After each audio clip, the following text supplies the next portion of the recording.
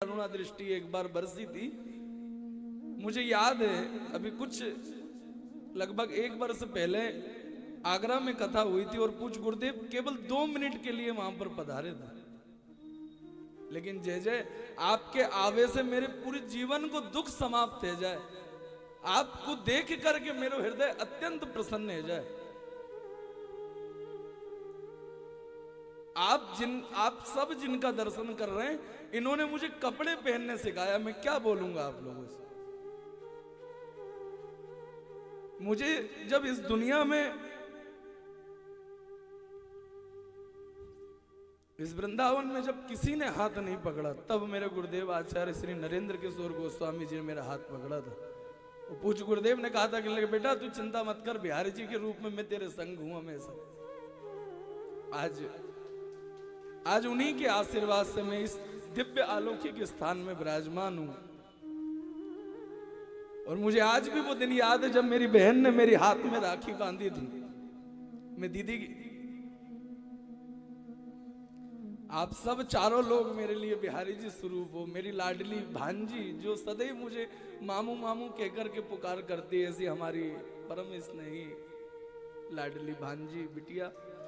और पूज्य हम सब के चहेते प्राणाधार, जिनका बचपन मैंने अपनी गोद में देखा और आज संपूर्ण भारतवर्ष में बड़ी बड़ी जगह पर जाकर के भागवत कथा का, बांकी बिहारी जी का रसपान करवाते हैं लोगों को।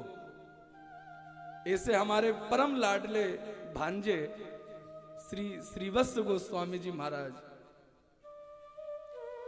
अगर मैं और अधिक समय लूंगा तो फिर मुझसे ज्यादा बेकार व्यक्ति कौन होगा। अब तो बस एक बात है कि जे आप पधारे हैं तो आप अपनो आशीर्वाद स्वरूप हमारे श्री श्रीवत्स गोस्वामी जी महाराज हम सबन को जो भी अपने मन से जो भी श्रवण करवाएंगे वो हम सब आनंद के साथ श्रवण करें। और आप जो कुछ भी देख रहे हैं ये सब बिहारी जी के स्पर्श हुआ प्रसादी है।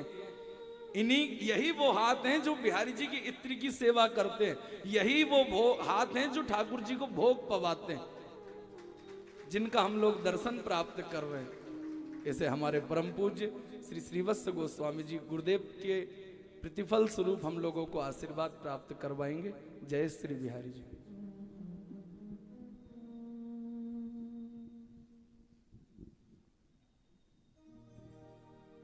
श्री गणेशाय नमः। श्री सरस्वत्यै नमः। श्री हरिदासो विजयते तराम। अस्मद्गुरुभ्यो नमः।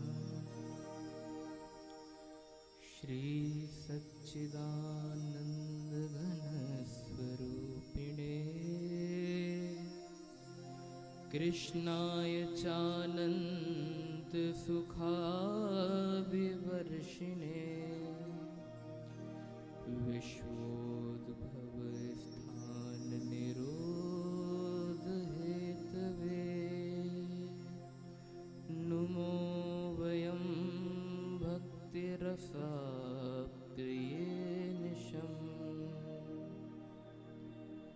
कृष्णाय वासुदेवाय हरे परमात्मने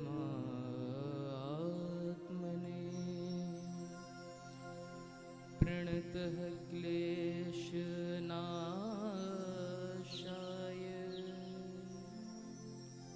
गोविन्दाय नमो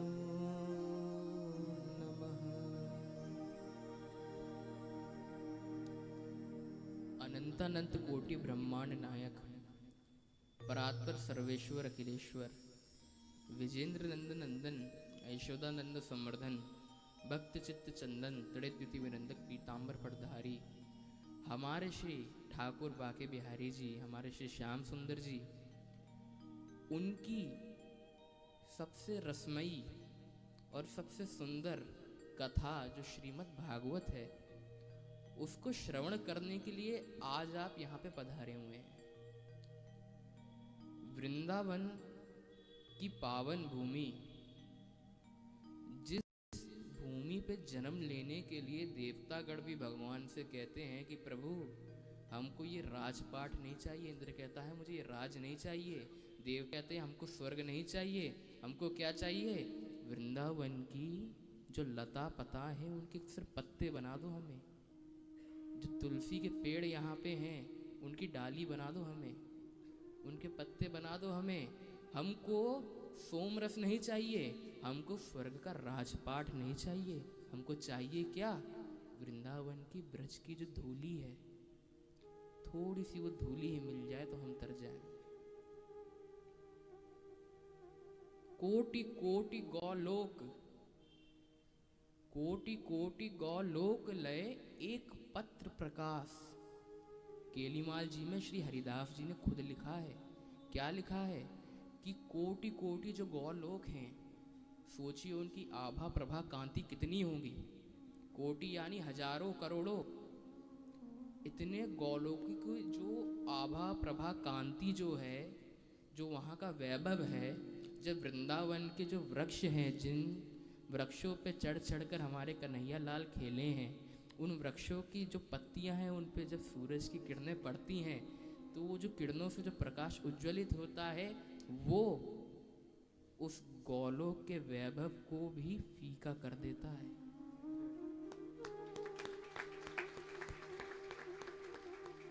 वृंदावन तो ऐसी जगह है जहाँ पे भक्ति खुद नाचती है आके। यहाँ पे कोई ये नहीं चाहता कि हमको बहुत ज्ञान मिले, हम तो बस ये चाहते हैं कि हमारे लल्ला के शरण में रहे और क्या करें? उनका नाम लेते रहें। धन्यम वृंदावनम तेन भक्ति नृत्यति यत्र च। धन्य है वो वृंदावन धाम जहाँ पे भक्ति स्वयं नाचती है। और ऐसे धाम में आप लोग श्रीमद् भागवत महापुराण की जो ये पावन कथा है अपने कान रूपी दोनों से श्रवण कर रहे हैं, इससे बड़ा सौभाग्य क्या होगा।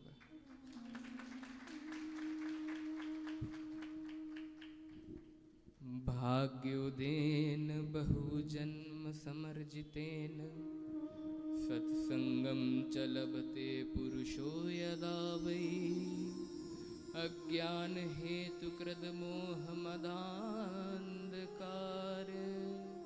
नाशम विदाय ही तदोदयते विवेक। जब हमारे कई हजार जन्मों के जो पुण्य हैं वो जब उदय होते हैं ना, तब हमको किसी संत के दर्शन होते हैं, केवल दर्शन। और सोचिए कितने करोड़ों जन्मों के पुण्य आपके उदय हुए होंगे कि हमारे मामा श्री जैसे संत के मुख से आप श्रीमद् भागवत कथा श्रवण कर रहे हैं। और ऐसी कथा को श्रवण करने का मौका आपको मिला है। जो सत्संग है, जो संतों का संग होता है, हमारे मामा श्री जैसे जो संत हैं, इनका संग मिलना ही बहुत दुर्लभ है। एक घड़ी आध्यो घड़ी, आधे में पुनि आध, तुलसी संगत हरहि कोटि कोटि अपराध। एक घड़ी या आधी घड़ी यानी 24 मिनट, अगर केवल 24 मिनट के लिए भी आपको किसी संत का संग मिल जाए ना, तो आपकी कितने अपराध नष्ट हो जाते हैं, कितने पाप नष्ट हो जाते हैं। लेकिन यहाँ पे तो आपके सामने हमारे मामा श्री जैसे संत 3 घंटे पूरे आपको श्री लल्ला की, हमारे बिहारी जी की कथा को श्रवण करा रहे हैं। और उनको श्रवण करवाते हुए आपके जितने पाप हैं, जो आपके जीवन पर्यंत आपने जो जाने अनजाने में गलत पाप कर दिए हैं, उनको नष्ट कर रहे हैं। सत्संग की भी, संतों के संग की भी अपनी एक अलग महिमा है। सबको संतों का संग ऐसे मिल नहीं पाता, और बिना संतों के संग के विवेक मिल नहीं पाता। बिनु सत्संग विवेक न होई, राम कृपा बिनु सुलभ ना सोई। सत्संग विवेक न होई, राम कृपा बिनु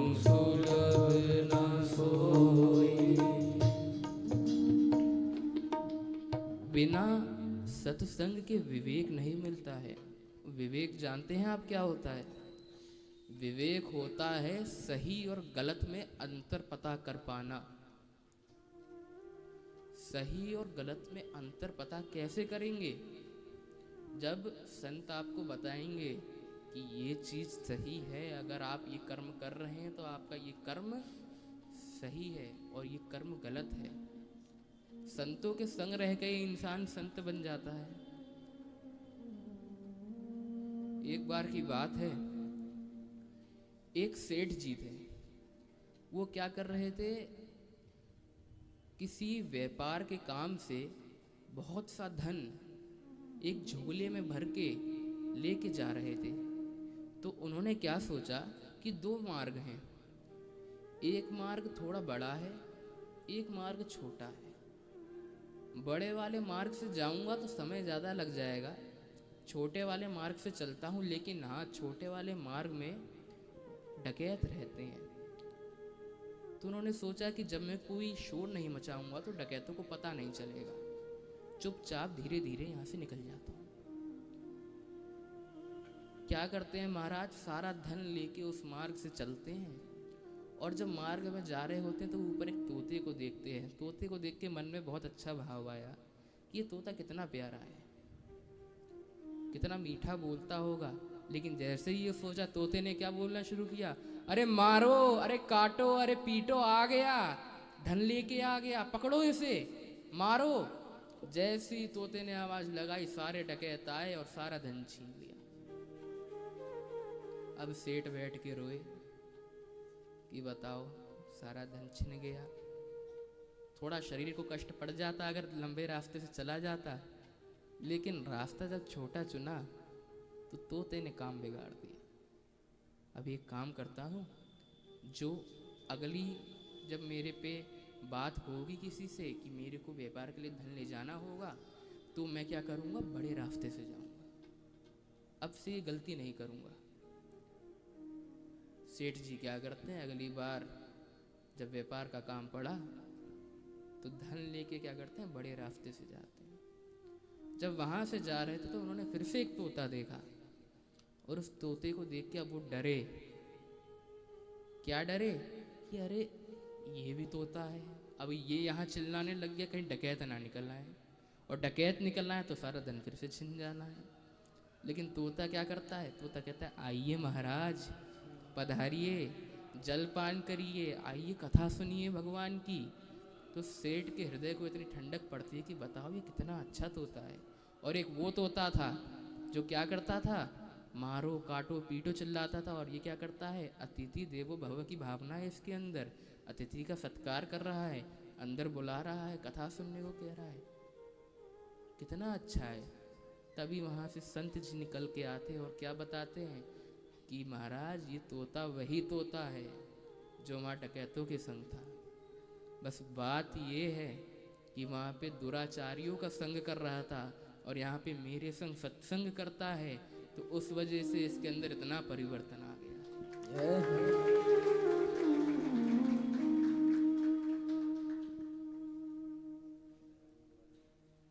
सत्संग ही आपको भगवान के दर्शन करा सकता है, भगवान से मिला सकता है। जो एक भक्ति की भावना होती है मनुष्य के अंदर, वो जागती कब है, जब कोई उसे जगाए। जब तक आप जानोगे नहीं तो भगवान को प्यार कैसे करोगे, उनके लिए अपने अंदर भावना कैसे लाओगे। क्योंकि जाने बिना न होए परतीति, बिना परतीति होई नहीं प्रीति। जब तक जानोगे नहीं तब तक प्रीति नहीं होगी। और हमारे भगवान भी इतने प्यारे हैं कि जो उनसे प्रीति करता है, जो भाव रखता है उनके लिए, उसके लिए तो कुछ भी कर जाते हैं। भगवान एक ही बात कहते हैं कि भाव का भूखा हूं मैं, भाव ही एक सार है, भाव से जो भजता मुझे भव से बेड़ा पार है। और आप सभी यहाँ पे कथा सुनने को विराजमान हैं। कथा सभी अपने कौशल से और जितना वो समझ सकते हैं और जितना उनको अच्छी लगती है उस हिसाब से सभी सुनते हैं, लेकिन इस कथा का जो फल है वो आपको कैसे प्राप्त होगा ये मैं बता जाऊंगा। इस कथा का फल तब प्राप्त होता है जब कथा सुनने के बाद आप उसका मनन करें। बिना मनन करे आपने क्या सुना, क्या जाना भगवान के बारे में, ये आपको कैसे पता चलेगा। कथा का मनन करें, अपने इष्ट का मनन करें, श्री कन्हैया जी का मनन करें, श्री बिहारी जी का मनन करें। अपने जीवन में जो देवता, जो भगवान, जो इष्ट आपको बनाने हैं उनको एक को बनाइए और एक इष्ट बना के उनके ऊपर न्यौछावर हो जाइए।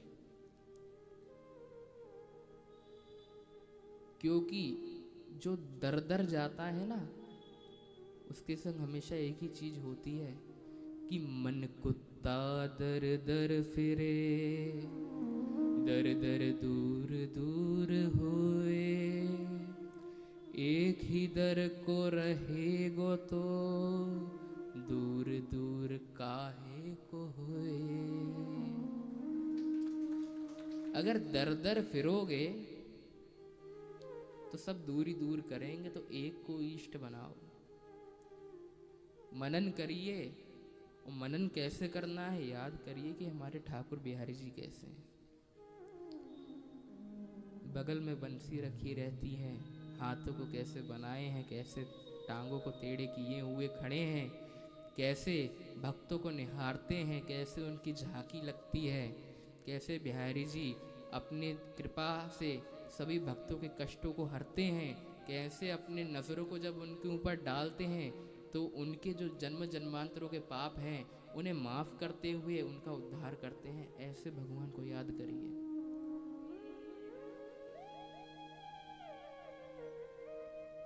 जब हम बिहारी जी की सेवा करते हैं तो वहाँ पे श्रृंगार आदि करने के उपरांत जब मंदिर जब खुलता है तो कई बार मैंने गौर किया है भगवान को देखते हुए कि ठाकुर जी बीच बीच में मुस्कुराते रहते हैं।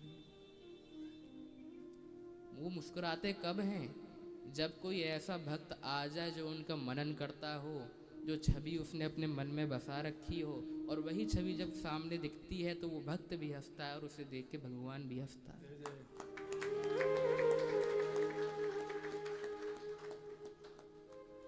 जो हमारे बिहारी जी हैं उनके लिए हरिदास जी ने लिखा है, क्या लिखा है कि सकल ईश के ईश हैं, अंश कलावतार, करतारी भरतार हैं, श्री कुंज बिहारी जी मुकुटमणि। बिहारी जी के बारे में हरिदास जी यह लिखते हैं कि जितने भी अंशावतार हैं, अंशावतार क्या होते हैं? बिहारी जी हमारे अवतारी हैं, उन्हीं के अंश से सारे अवतार हुए हैं, लेकिन जो कला अवतार, जो एक प्रमुख अवतार, जो अवतारी है वो हमारे श्री ठाकुर बिहारी जी हैं। ईशों के भी ईश हैं,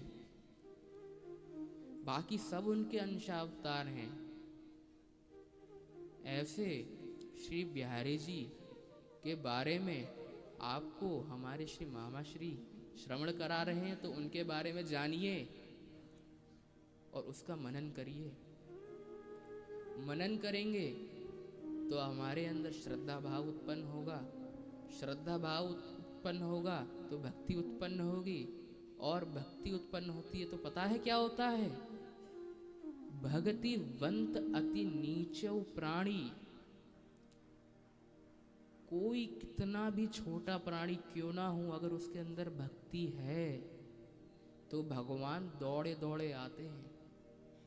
कहते हैं भक्ति महारानी भगवान की पत्नी है, और विवाह के समय एक रस्म होती है जिसमें पति को पत्नी की झूठी सुपारी खिलाई जाती है, जिससे पति जीवन भर पत्नी की बातें माने। तो ये कहा जाता है कि भगवान ने भक्ति महारानी की झूठी सुपारी खा रखी है। जहाँ भक्ति जी जाती हैं वहीं भगवान दौड़े चले जाते हैं।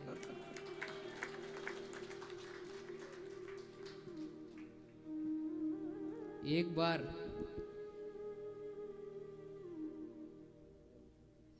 भगवान हमारे श्री ठाकुर बिहारी जी मंदिर में ये घटना हुई है, आप सभी को पता होगी। एक बार क्या हुआ कि भोग बिहारी जी का बन नहीं पाया, किसी वजह से जो भोग बिहारी जी का बनता है उस दिन बन नहीं पाया। तो बिहारी जी को आचमनी करा के सबने सुला दिया, सबने शयन आरती कर ली हम सबने, और बिहारी जी सो गए आराम से शयन कर रहे। अब हम बाहर निकले, मंदिर के पट बंद हो गए। तब क्या होता है कि अब ठाकुर जी ने भोग तो पाया नहीं है, भूख लगेगी। भूख लगेगी तो क्या है कि एक छोटे से बालक का अब उन्होंने रूप धारण कर लिया। छोटे से बालक का रूप धारण करके क्या करते हैं, सारी दुकानें बंद हो गई थी, एकदम अंधकार। वहीं पे एक हलवाई मिठाई बेचने वाला वो क्या कर रहा था, अपनी दुकान बढ़ा रहा था, बंद कर रहा था। जा ही रहा था घर को कि बिहारी जी आ जाते हैं, अरे काका कछु खाने को है का, मोए दे दे, बड़ी भूख लग रही है। उन्होंने सोची लाला आयो तो है, लेकिन मैया बाप तो दिख ना रहे, कहाँ से आयो ये। पूछी मम्मी पापा कहाँ हैं आपके, माता पिता कहाँ हैं आपके। ठाकुर जी ने बोला वो तो हमको पता नहीं, लेकिन भूख बहुत लगी है, कछु हो तो पवा दो हमें। बेचारे ने सोची कि जब माता पिता लगता है भीड़ में कहीं खो गए हैं, बिहारी जी के मंदिर है, तो उन्होंने सोचा कि चलो पवा तो देंगे, लेकिन ये बताओ पैसे हैं ना काका, पैसे तो ना है मुँह पे, कछु तो होना चाहिए। अच्छा काका ये मेरा कढ़ा है, कढ़ा उतारा और दे दिया। उन्होंने क्या किया, उन्हें एक लड्डू दे दिया। बिहारी जी आराम से बैठ के लड्डू खा रहे हैं प्रसन्नता से। भक्त ने बहुत ही भाव से लड्डू दिया है। लड्डू को पाकर बिहारी जी चले गए। अब अगले दिन सुबह हुई, सब क्या ढूंढते हैं कि बिहारी जी का एक कंगन गायब है।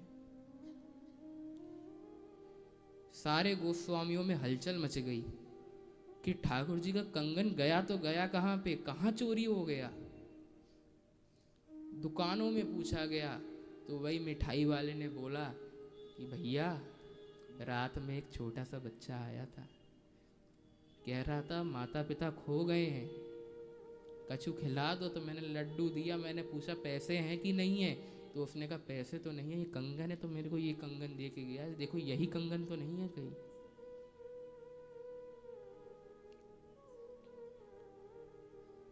भगवान अगर भक्त में भक्ति हो तो उसके लिए कहीं भी पहुंच जाते हैं। और हमारे जो ठाकुर बिहारी जी हैं उनका नाम ही है अकारण करुणा वरुणालय, यानी बिना किसी कारण के करुणा करने वाले। अगर उनको दिख गया कि ये भक्त मुझे निहार रहा है तो उसी का उद्धार कर देते।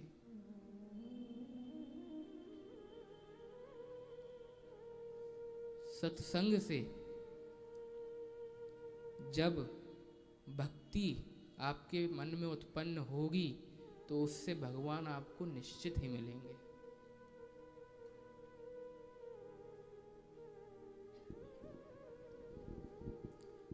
अगर कोई यह सोचे कि मैंने बहुत पाप किए हैं,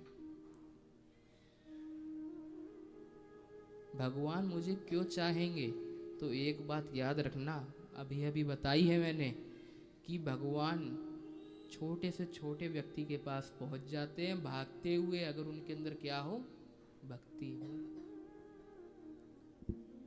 भक्तमाल में प्रसंग आता है सदन कसाई का।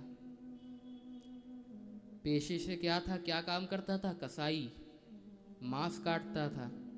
एक दिन क्या हुआ, कोई छोटे से शालिग्राम जी दे गया। उन्होंने कहा इसको रखो अपने पास। तो शालिग्राम जी का अब क्या करते हैं, कैसे पूजा होती है, समझ तो आया नहीं। तो कैसे इस्तेमाल किया, मांस को तोलने के लिए तराजू पे रखने लगा।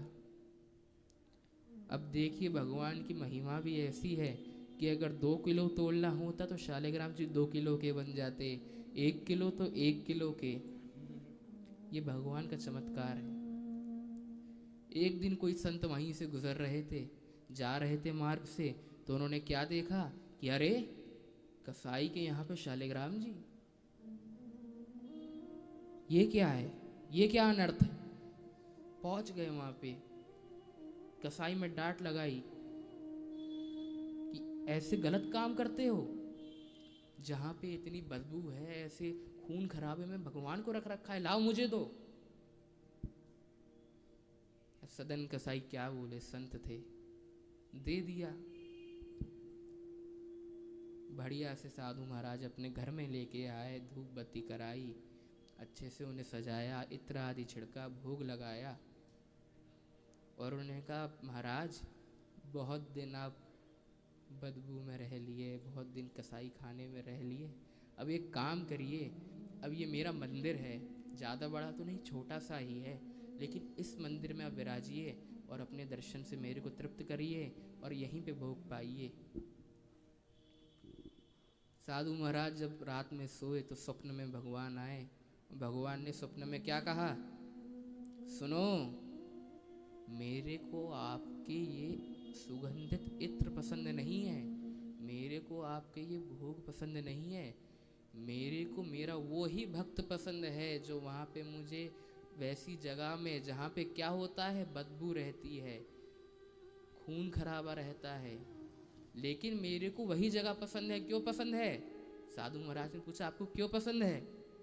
तो क्या बोलते हैं भगवान, मेरे भक्त के अंदर भक्ति है, अपने भक्त की जो श्रद्धा है उसको मैं ठेस नहीं पहुंचा सकता, तो मेरे को वहीं छोड़ के आओ। अगले दिन ही संत जी शालिग्राम जी को लेके वहीं सदन कसाई के पास छोड़ के आए। तो भगवान ऐसे हैं कि कोई कितना भी छोटा प्राणी क्यों ना हो, कैसे भी कर्म क्यों ना हो, अगर उसके अंदर भक्ति है तो भगवान दौड़े चले आते।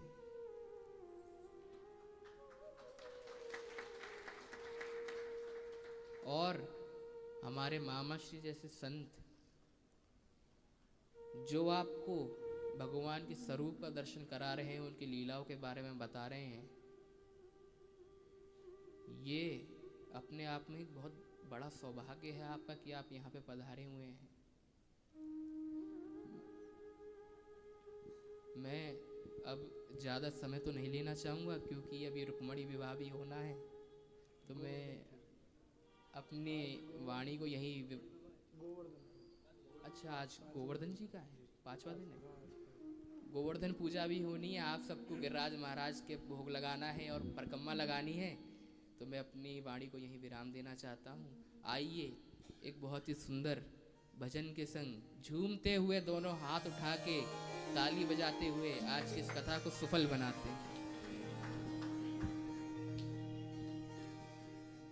सावरी सूरत पे मोहन दिल दीवाना हो गया, सावरी सूरत पे मोहन दिल दीवाना हो गया, सावरी सूरत पे मोहन दिल दीवाना हो गया, सावरी सूरत पे मोहन दिल दीवाना हो गया, दिल दीवाना हो गया मेरा, दिल दीवाना हो गया, दिल दीवाना हो गया मेरा, दिल दीवाना हो गया, सावरी सूरत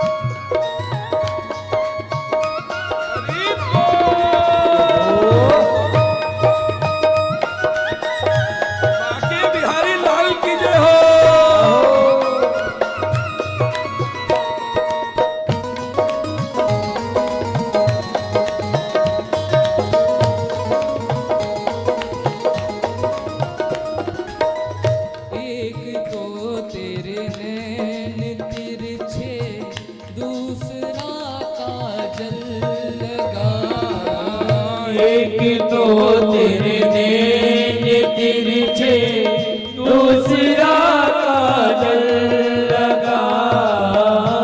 एक तो तेरे नैन तिरछे दूसरा काजल लगा। एक तो तेरे नैन तिरछे दूसरा काजल लगा। तीसरा नजर मिलाना दिल दीवाना हो गया। ओ तीसरा नजरे मिलाना दिल दीवाना हो गया। सावरी सूरत पे मोहन दिल दीवाना हो गया। ओ सावरी सूरत पे मोहन दिल दीवाना हो गया। आगे बिहारी लाल की जय हो।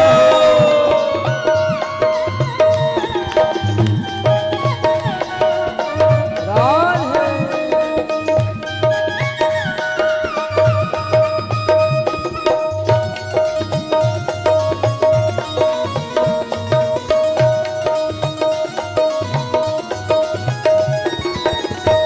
एक तो तेरे होठ पतले दूसरा लाली लगी। हो एक तो तेरे होठ पतले दूसरा लाली लगी। एक तो तेरे होठ पतले दूसरा लाली लगी। एक तो तेरे होठ पतले दूसरा लाली लगी। तीसरा तेरा मुस्कुराना तीसरा तेरा मुस्कुराना दिल दीवाना हो गया। तीसरा मुझा मुस्कुराना दिल दीवाना हो गया। सावरी सूरत पे मोहन दिल दीवाना हो गया। सावरी सूरत पे मोहन दिल दीवाना हो गया।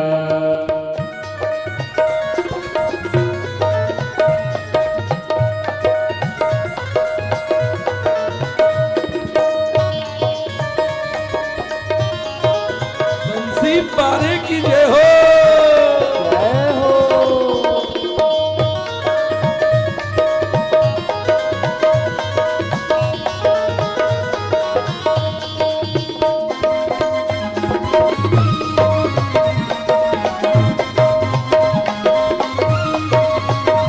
जय जय की जय हो।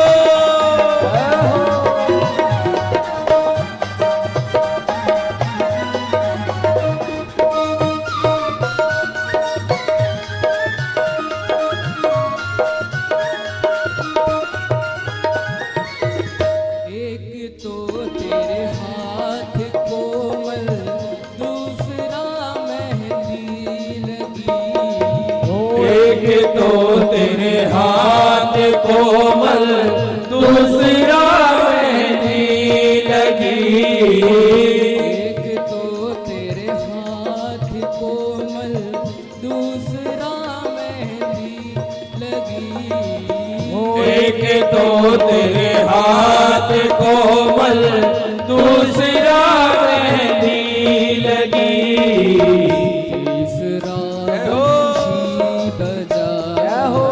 तीसरा बंशी बजाना दिल दीवाना हो गया।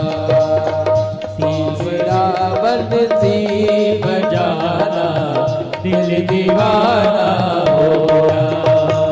सावरी सूरत पे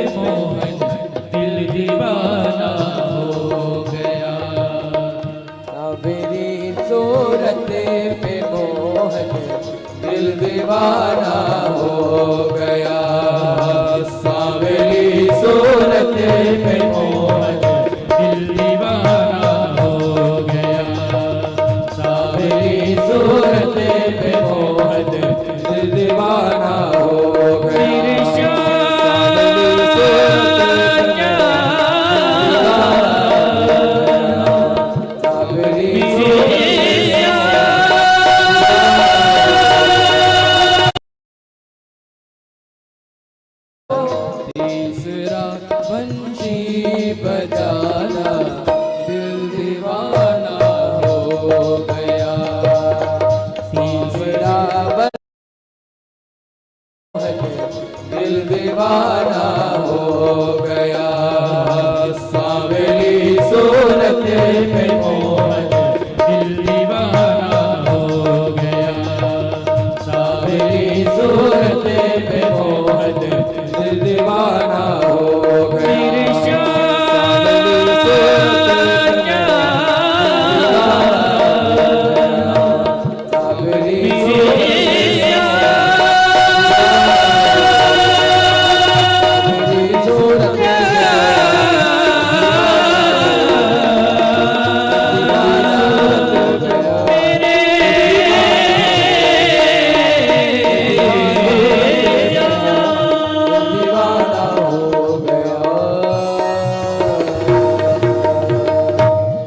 बोलो बाके बिहारी लाल की जय हो